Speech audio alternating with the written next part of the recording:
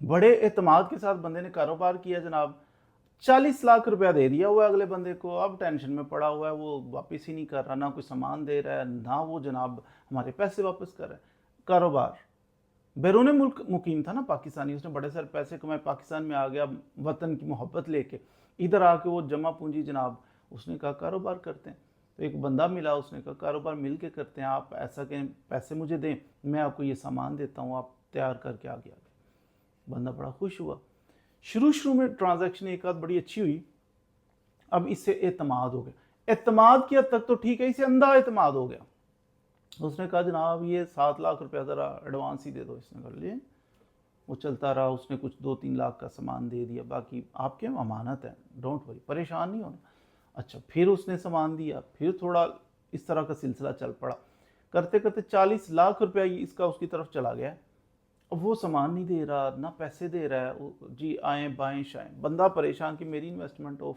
अक्सर वो पाकिस्तानी जो बैरून मुल्क मुकीम है ना, पाकिस्तानी आते हैं ना, वो जो पाकिस्तान में पैसा इन्वेस्ट करने के लिए, तो अक्सर हाथ हो जाते हैं उनके साथ। जब भी किसी बंदे के साथ इन्वेस्ट कर रहे हो ना, अब ये मेरा क्लाइंट जो आके मेरे पास बैठा हुआ है, जो परेशान है, इसका मसला ये है, कहते हैं मैं जाऊं तो जाऊं किधर, FIR करवाइए। FIR जनाब होने के बाद उसकी जमानत हो गई है।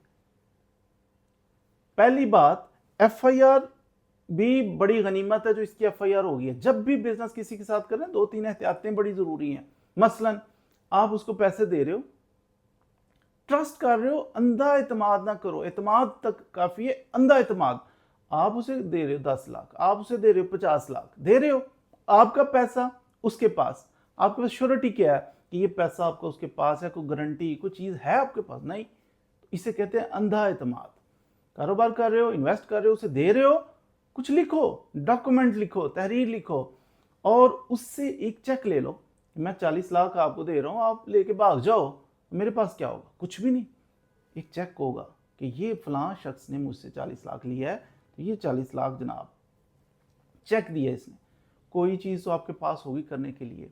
तो पहली चीज़ लिखत पढ़त करनी है। सबसे पहला लिखना यह है कि एक एग्रीमेंट लिखें, एक कॉन्ट्रैक्ट बनाएं कि मैं इतने पैसे क्यों दे रहा हूं, कैसे दे रहा हूं। दूसरी चीज़ को चेक ले लें गारंटी के तौर पे कि ये इतने पैसे दे रहा हूं, उतने का चेक दे दो, ताकि हैंकी पैंकी करेगा मेरे पास कोई डॉक्यूमेंट, क्रिमिनल कार्रवाई कर सकूंगा। अच्छा, इसने बेचारे आजमाइश ये है कि ये क्रिमिनल कार्रवाई चेक क्या है, वो चेक उसकी ज़मानत हो गई है चेक में। कहता है अब मैं पैसे लेने हैं, मैंने कहा रिकवरी का सूट फाइल करो, अदालत के अंदर केस कर दो, को थोड़े से पैसे लग जाएंगे, 50,000 रुपया लगेगा रिकवरी सूट। कहता है सर जी रिकवरी सूट भी फाइल किया हुआ है, कुछ नहीं मिल रहा। मैंने कहा वो क्यों? अदालत तो ऐसा करती है कि उसने आपको 40 लाख देना है, तो अदालत उसकी कोई प्रॉपर्टी हो वो बेच के, तो अदालत कहता है उसके नाम पे प्रॉपर्टी को नहीं है, नो सरबाज है उसने। मैंने चेक करवाया जाके थाने से, 20 FIR और भी हैं, उस हर लोगों से गपले किए हुए हैं। कभी भी किसी बंदे के साथ बिजनेस डील कर रहे हो, इन्वॉल्व हो रहे हो, उसके साथ चलना चाह रहे हो, यार आज जाके थाने से मालूमात ली है तो 20 FIR है, पहले नहीं ले सकते थे, तो थोड़ा सा उसका ID कार्ड नंबर ले जाएं कि सर इसका बता दें मुझे कि इसका क्रिमिनल हिस्ट्री क्या है, वो आगे 20 FIR आएंगी, आप खुद ही बाज आ जाओगे, उसके साथ नहीं चलोगे, नहीं पैसा दोगे उसे। अब पता चला कि 20 FIR है, वो सारे रो रहे हैं कि हमारे सबके खाए हुए हैं पैसे इसने। दूसरी चीज़, कहते हैं मैं उसके साथ आता मिलता बैठता तो उसकी बड़ी जनाब आलीशान सी कोठी थी, उसकी मकान बड़ा आलीशान था, और बाद में पता चला कि वो बेचने पे आया ना, कि अब इसका मकान बेच के अदालत मुझे दिलवाएगी, पता चला वो किराए का था।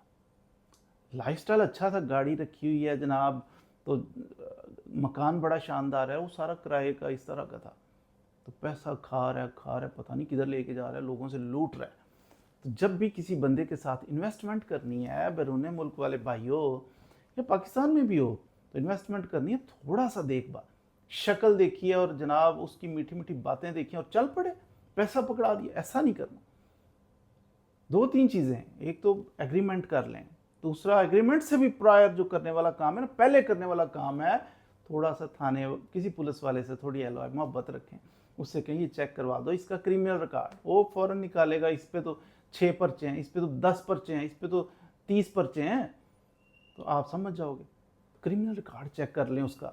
आप रुपया देने वाले हैं, ढेरों रुपया मिलियंस में दे रहे हो, चेक करवा लें, लिख लें तहरीर, उससे कोई चेक ले लें और ये थोड़ा सा देख लें कि किस कदर ये बंदे का लेवल है, इसके नाम पे कोई प्रॉपर्टी वगैरह है या सारा कुछ किराए का ही है। कोई चीज़ नहीं है जो कल को ब्लंडर करेगा तो बेच के तो अदालत मुझे पैसे दिलाएगी। तो इस तरह की कुछ प्रिकॉशंस हैं जो हमेशा आपको करनी चाहिए। जब भी किसी के साथ इन्वेस्टमेंट करें, किसी के साथ पार्टनरशिप करें, बंदा देख लें कि बंदे का पुत्र है या अच्छा इंसान नहीं है।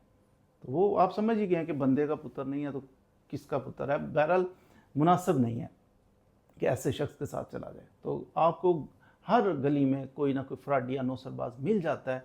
तो ये आपने अपने पैसों की हिफाजत, अपने मामलात की हिफाजत खुद करनी है। लोग बड़े ध्यान से बैठे हुए हैं और इसी चक्कर में, इसी गौर में किस बंदे की पॉकेट में कितना पैसा है, किसके अकाउंट में कितना पैसा, चबार से है, क्या लेके है, कैसा है, वो नज़र में है कि किसी तरीके से इसको ट्रैप करना है। फुल रेडी बैठे हुए हैं आपके इंतज़ार में कि कब ट्रैप करूं इसको।